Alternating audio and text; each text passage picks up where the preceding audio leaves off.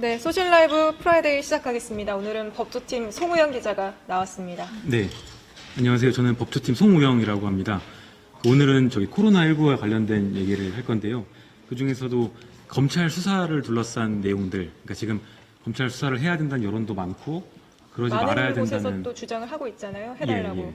그리고 신중해야 된다는 또 얘기들도 있어서 그 검찰 수사에 좀 초점을 맞춰서 지금 상황이 어떤 상황인지를 좀 간단하게 이해하기 쉽게 설명을 좀 해드리려고 합니다. 오늘은 마스크 압수수색을 했던데 네, 신천지 행정조사도 어제 했고 네, 그러면 그 자료 분석을 하고 있는 거죠 지금? 네. 그럼 거기에 결과에 따라서 실제로 강제조사에 들어갈지 뭐 이런 것도 또 나뉘겠네요. 네, 그럴 걸로 보입니다. 어제 이제 행정조사를 해서 그것은 이제 그 중대본, 그러니까 정부라고 할 수 있는데 정부가 하고 대검 관계자들도 도와서 분석을 하고 있다고 하는데 그게 뭐 시간이 얼마나 걸릴지는 정확히 알 수가 없지만 그 결과가 어떻게 나오느냐에 따라서 검찰이 압수수색을 하면서 다른 강제조사를 할 수도 있고 그게 아니라 이제 상황을 좀 더 계속 지켜보면서 좀 지나가는 그런 상황이 될 수도 있을 것 같습니다. 네, 이제 지금 조소희 기자가 진행을 하기 위해 기다리고 있는데 저는 그럼 개인적으로 궁금했던 질문을 하나 던지고 바로 마이크를 넘겨드리도록 하겠습니다. 네. 그 궁금한 게 압수수색을 해서 자료를 만약에 확보를 하면 명단이나 이런 거를 그거를 검찰이 확보한 압수물을 다른 조직에게 좀 넘길 수가 있나요? 뭐 공개한다든지 뭐 어쨌든 명단을 받아야 방역을 할 수 있는 거잖아요. 네네. 그 얘기도 이따가 하려고 했는데 네. 그러니까 일반적으로 간단하게만 조금 맛보기로만 그러면 여기서 해버리면 시청자분들이 네. 서운해하실 수 있으니까. 네네. 꼭 그런 건 아니지만 일단 그 압수수색이라는 건 강제 수사기 때문에 그 수사나 향후 재판에 쓸 목적으로 수사기관이 압수하는 거기 때문에 그거를 뭐 정부가 필요로 한다고 해서 예를 들면 보건복지부가 네. 필요로 해서 달라고 그게 제일 한다고 해서 궁금했거든요. 쉽게 주거나 이제 오갈 수 있는 것들은 아니고요. 그래서 예. 행정조사와는 차이가 있는데 그 얘기를 또 이따가 좀 자세하게 좀 해드리겠습니다. 예, 알겠습니다. 그럼 저는 이제 마이크를 조소희 기자에게 넘겨드리도록 하겠습니다. 네.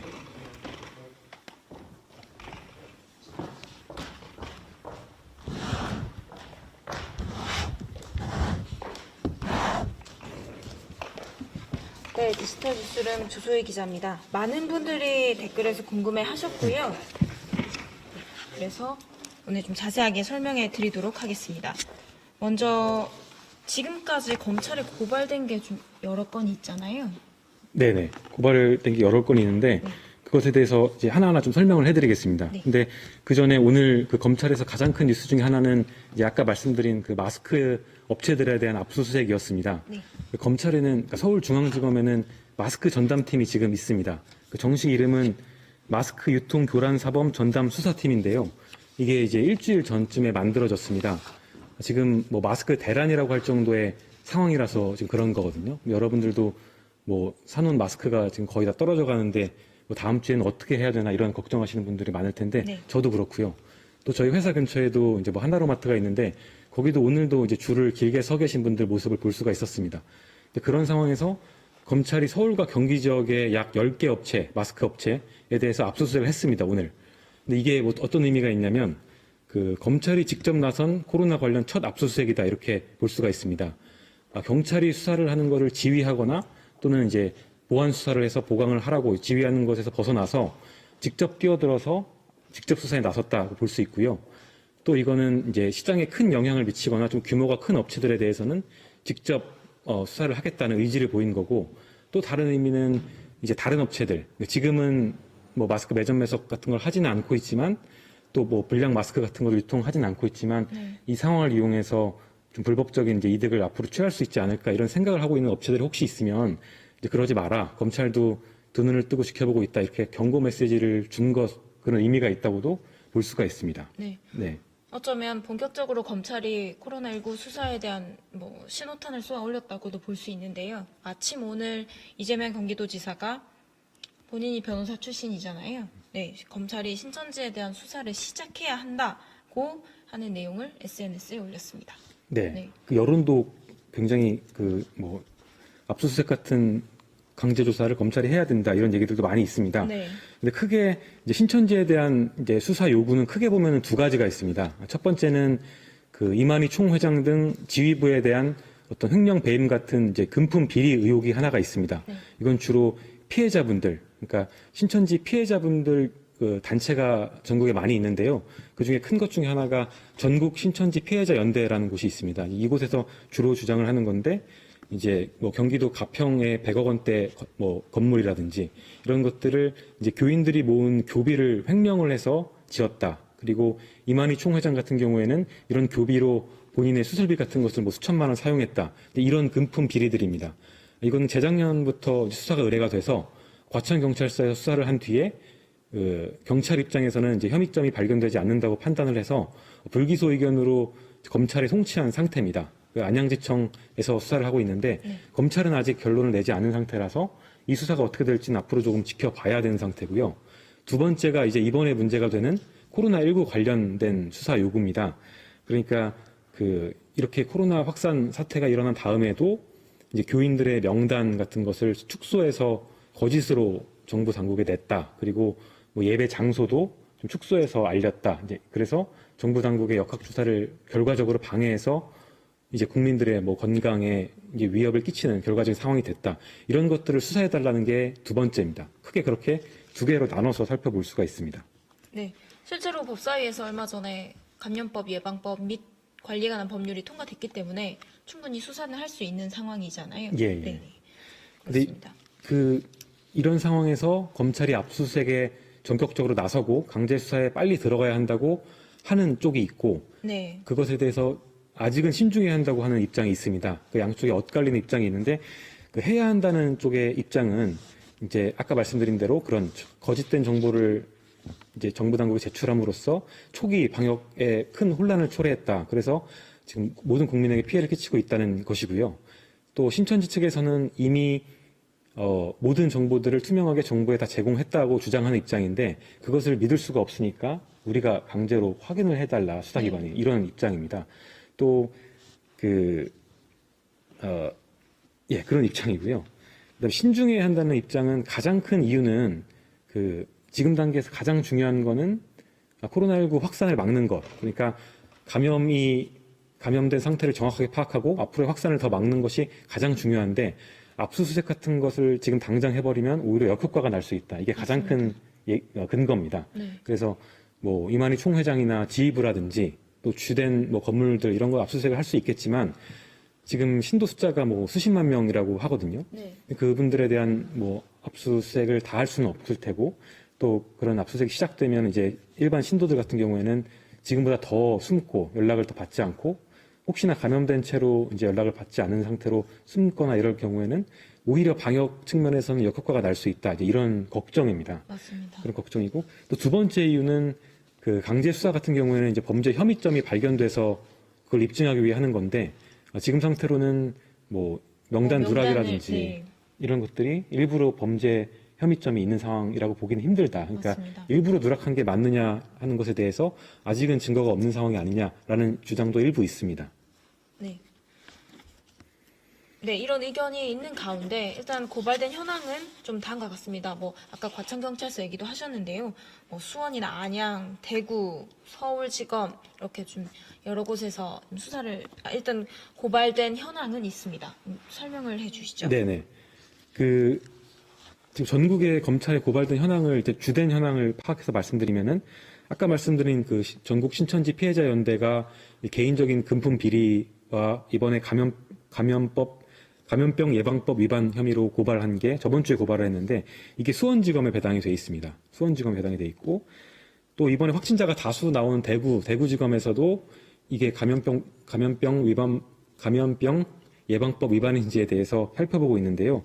여기서는 특히 대구경찰청이 수사를 해서 압수수색 영장을 2번 신청했다가 최근에 반려를 한 바가 있습니다. 그러니까 지금 당장 압수수색 할 만한 상황이 검찰 아니다. 입장에서는 아니라고 판단을 한 거고요. 네. 이것 외에도 뭐 서울시에서 이만희 총회장을 뭐 미필적 고의에 의한 살인이라고 고발한 건도 서울중앙지검에 배당이 돼 있고, 네. 또 이제 전 새누리당의 당명을 신천지에서 지었다, 이만희 총회장이 지었다고 한 건에 대해서는 지금 미래통합당이 명예훼손으로 신천지를 고발한 건이 있습니다. 이것도 서울중앙지검에 배당이 돼 있습니다. 또 이런 사건들이 전국에 이렇게 흩어져 있는데요. 여기서 가장 좀 중요한 것은 이제 어떻게 보면은 검찰의 판단이라고 할 수 있는데요. 맞습니다. 예. 지금 검찰이 이 상황을 어떻게 보고 있냐, 그게 중요한데, 현재까지 검찰의 어떤 행동이나 설명으로 미루어 보면은 신중해야 한다는 입장에 가깝습니다. 예.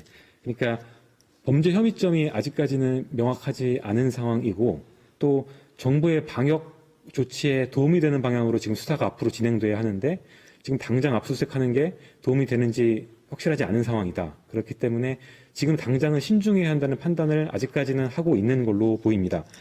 검찰 관계자들의 얘기를 들어보면은 그 수사라는 게, 그러니까 범죄 혐의점이 있냐 이 여부를 굉장히 중요하게 볼 수밖에 없다고 하는데요. 그러니까 수사는 수사를 하고 그냥 끝나는 게 아니기 때문에, 그러니까 수사를 해서 객관적인 증거나 진술로 그 혐의점을 입증을 하고 향후에 재판에 가서 그게 재판부 앞에서도 유죄로 입증이 돼야 그게 그럴 책임이 있기 때문에, 지금 뭐 명단 누락이나 이런 것들이 뭐 실수나 아니면은 그 뭐 분류 체계 착오 때문에 일어난 게 아니라 일부러 숨기기 위해서 한 거다. 것인지를 밝혀내는 과정이 굉장히 모호하고 예. 네, 어렵기 때문에 좀 네. 신중해야 한다는 입장입니다. 네, 예. 그렇죠. 검찰은 그렇게 생각을 하고 있습니다. 네. 그런 와중에 법사위에서 또 논쟁이 있었습니다. 왜냐하면 추미애 법무부 장관이 추미애 법무부 장관이 네. 좀 어제 수사를 열린 해야 되지 않겠냐. 국민 여론이 86%가 검찰이 수사를 원하고 있다. 이런 내용을 해서 또 야당 의원 장제원 의원이 어떻게 국민 여론 가지고 수사를 시작하냐. 그리고 법무부 장관이 검찰이 수사를 지휘할 수 있는 그런 권한이 있느냐. 절차가 맞느냐. 이런 거 가지고도 논쟁이 붙었습니다. 예, 이 모습은 이제 그제 있었던 국회 법사위에서 네네. 장제원 의원이 이제 추미애 장관한테 질의를 하는 장면인데요. 네. 이게 지금 뭐 법사위에서도 정치적 이제 쟁점으로도 많이 언론이 노출이 되고 있습니다. 그러니까 그 저번 주에 추미애 법무부 장관이 공개적으로 검찰에 지시를 했습니다. 네. 그러니까 뭐 조사 거부 같은 이 코로나19 관련된 상황에 대해서는 수사 의뢰나 고발이 없더라도 검찰이 압수수색 등 강제 수사를 적극 검토하라, 이렇게 공개적으로 검찰에 지시를 했습니다. 그 뒤에 검찰은 바로 압수수색에 들어가지는 않았고요. 대신에 윤석열 검찰총장은 이제 대검에 지시를 했다고 합니다. 그러니까 압수수색을 당장 하지는 않더라도 신천지의 자료들을 빨리 받아서 정부 당국이 빨리 파악할 수 있는 방법이 뭔지를 찾아봐라라고 해서 어제 이루어진 게 행정조사입니다. 그러니까 네. 중대본이 어제 행정조사를 했는데요. 신천지에 대한. 공문을 보낸 게 행정조사인가요? 중대본이 대검에 공문을 보냈다라고 한 게 행정조사를 요청한 건가요?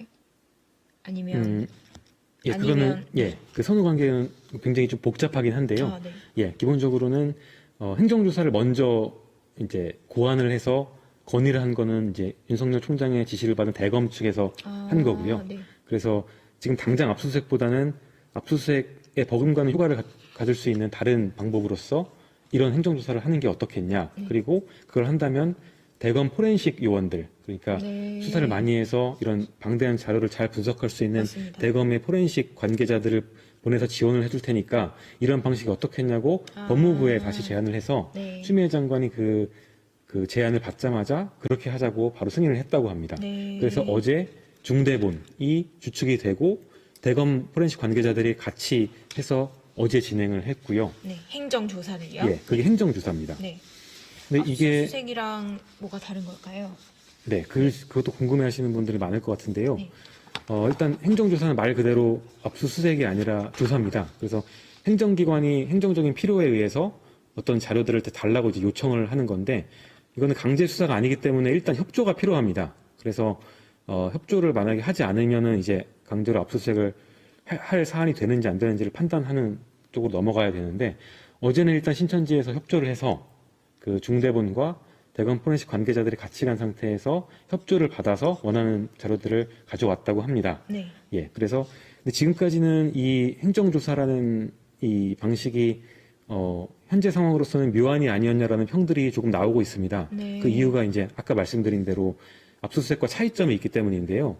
압수수색은 수사를 위한 목적이기 때문에 압수수색한 자료들을 이제 수사 외에, 그러니까 정부가 요청한다고 하더라도 그냥 자유롭게 완전히 주거나 이렇게 할 수가 없고, 또 영장에 기재된 법원이 발부한 그 영장에 기재된 자료 외에는 또 가져올 수가 없습니다. 현장에서 뭐 다른 걸 발견하더라도 영장이 없다면 또 가져올 수가 없는 그런 한계도 있는데, 이런 것들과 달리 협조만 받으면은 행정조사라는 거는 어떤 자료든지 다 가져올 수가 있으니까요. 네.